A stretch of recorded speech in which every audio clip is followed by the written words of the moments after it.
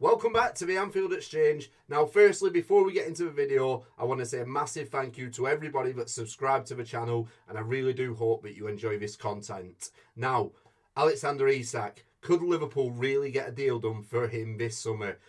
We know there were reports earlier on in the summer, and we were linked with him. Then Newcastle got Champions League football, and those reports sort of died down. Now, they're back all over social media, and potentially this is something Liverpool are looking at. Now, I don't doubt that Alexander Isak is Liverpool's number one target for the number 9 position. We have been linked with some other players, Hugo Ekitike, also Julian Alvarez, loosely. I actually think that Isak would be better value for money than Ekitike. I think there's more risk attached with the deal for Hugo Ekitike, but I think that might be the easier deal to get done. Now, we know that Liverpool have already spent big this summer. They've brought in Florian Wirtz, they've brought in Jeremy Frimpong. It looks like they're going to get a deal done for Milos Kerkez, and now we're also hearing reports about Mark Guehi signing for the club. I'll go into that in more detail tomorrow, because I want to get into that deal and the Quansah deal. But listen, we are very much in a position now where I think our focus will be on getting players out of the door. We've seen that with Jarell Quansah now leaving for Leverkusen. We've seen links to Harvey Elliott potentially going to Brighton. Nunes, Napoli is interested. Obviously, there's still rumours with Diaz and Cody Gakpo. So there's a lot of potential movement happening this window. We've also got Andy Robertson, who it looks like he probably will be going to Atletico Madrid, but obviously we'll wait and see how that one pans out. With the Alexander Isak deal, what I would say is I think Newcastle hold over cards in this deal currently, because they have got Champions League football. They don't really have to sell Isak, but I think if Isak was to come to the ownership at Newcastle and say that he wanted to leave, then that could change things dramatically. We know Newcastle have got very rich owners, but they are still struggling with PSR issues. They are in a position where they're still trying to raise funds. Getting Champions League football will help with that. Obviously, they missed out on it last year, so there's a lot of moving parts in regards to this transfer. It could be beneficial for Newcastle to sell Isak for, say, 150 million and allow them to go out and maybe strengthen the squad as a whole and bring in 3 or 4 players to strengthen and try and replace those numbers that Isak gets you as a number 9. What I will say is this has to be Isak requesting to leave the club. I've already mentioned that, but with Liverpool's finances and obviously we know we're selling players, I don't think Liverpool will be put off by a £150 million price tag, to be honest. I think we've got the money to spend. Obviously, we've got the players going out.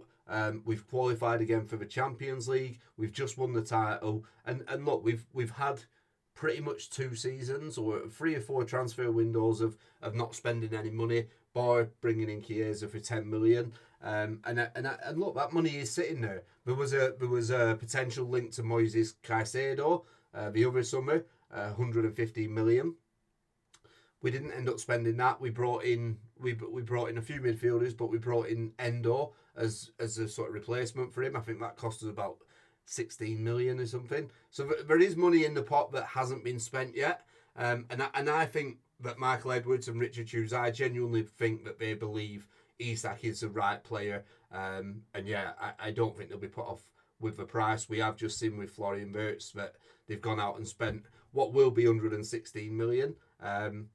Again, Alexander Isak, when you get the opportunity to buy players of this standard, I think Liverpool will be ready to go and spend that money. Obviously, they'll try and barter with the price, and they'll try and barter with the price and get those numbers down. But ultimately, the money will be there to spend. And yeah, I don't think Liverpool will worry about doing that. Is it the right deal? Why is it the right deal? Well, I actually think Alexander Isak, this is the time to go and get a striker like this, because he's a proven Premier League goal scorer. And look, we know that Mo Salah basically put all the numbers up last season. We know he's got 2 years left, and probably in the summer of next year, we're going to be looking to try and replace Mo Salah. Not so much before his contract expires, but we will be looking further afield and trying to bring in that next right winger that's going to take his place when Mo Salah does leave the club or retire. But I think what bringing Alexander Isak does is it brings in Premier League goals to replace Mo Salah's goals while Mo Salah's still here. So it puts less pressure on us going out and trying to find a Mo Salah replacement because we've already got those goals from Isak if he was to come and join the club.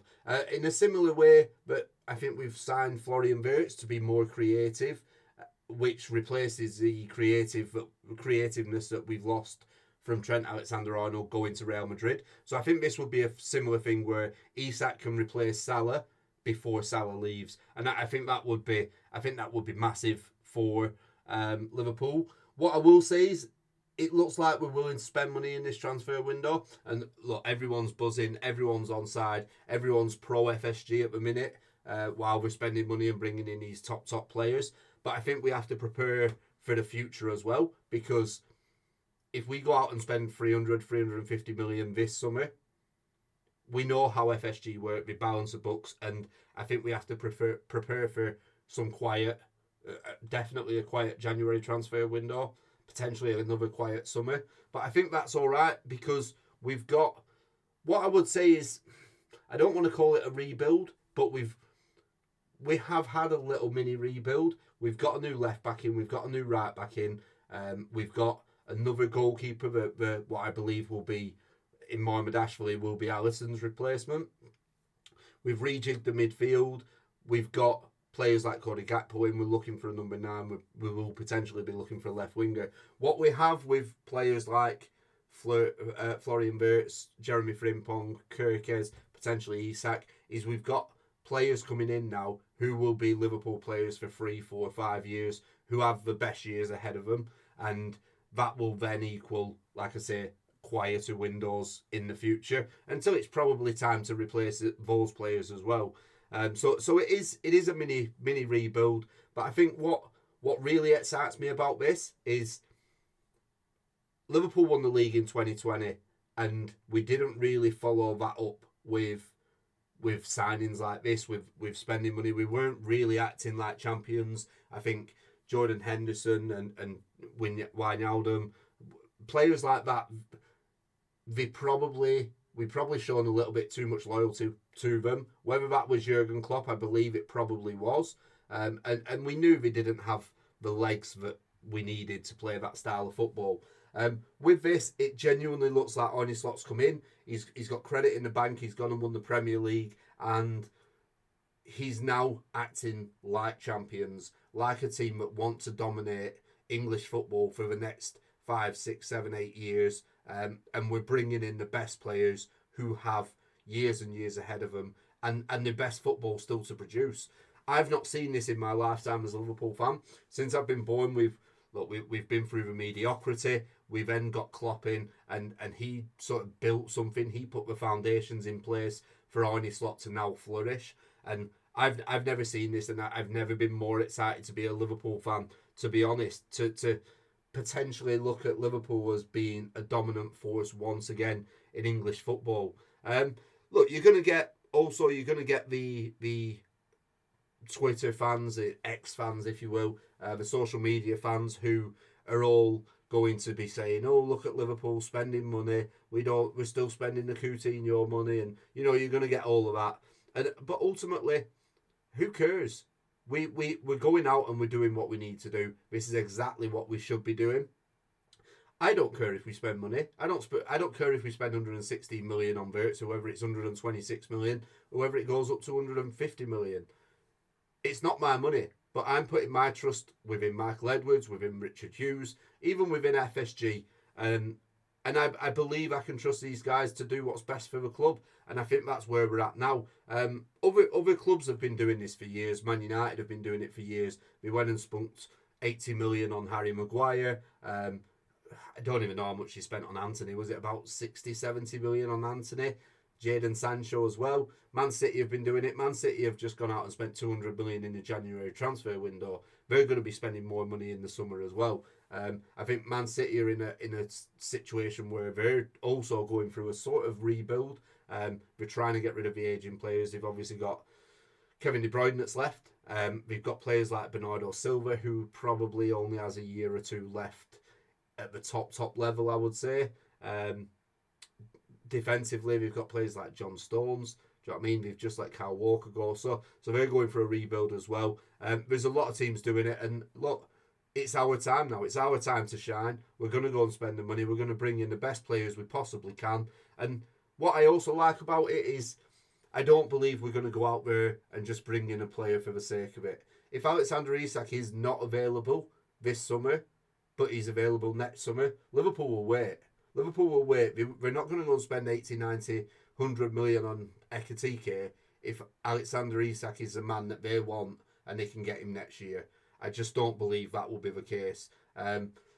Question marks will be asked regarding Darwin Núñez, regarding Diogo Jota. I actually think we'll keep Diogo Jota. And for instance, if we didn't get Isak this summer, I think we may then hold on to Luis Diaz and potentially play him as he played last season as that number 9. Not ideal for me because it wasn't too impressive for me, but I think it's an option and they'll look at it. We can get Isak, but we wait till next year because he's a player that we want. I think a lot of teams don't really do that anymore, but Liverpool are fantastic at doing that and fantastic at putting the money up when they find the right player. Let me know what you think about Alexander Isak. Let me know what you think if you think he's going to come to Liverpool, and I'll see you on the next one.